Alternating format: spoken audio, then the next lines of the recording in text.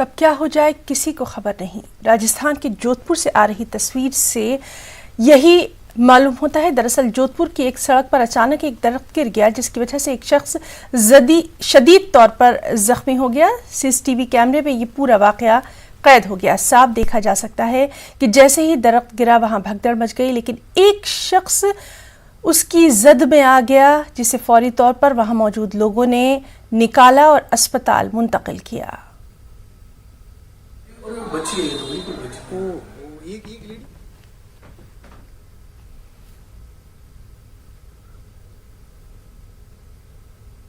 Scooty सवार की उसको यहाँ पर जो क्षेत्रीय लोग हैं उन लोगों ने जो है उसको हॉस्पिटल भेज दिया है। सुनने में आया उसके सर पे लगी है। तेज हवा की वजह से ये पेड़ जो है गिर गया है और ये हादसा हुआ है।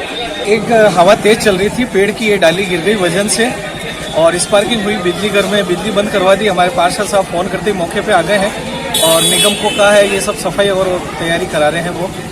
अच्छा, घायलों का किस तरह? एक घायल हुआ था जिसको मोहल्ले वालों ने टैक्सी में रवाना कर दिया है। उसका स्कूटर अभी भी फंसा हुआ है।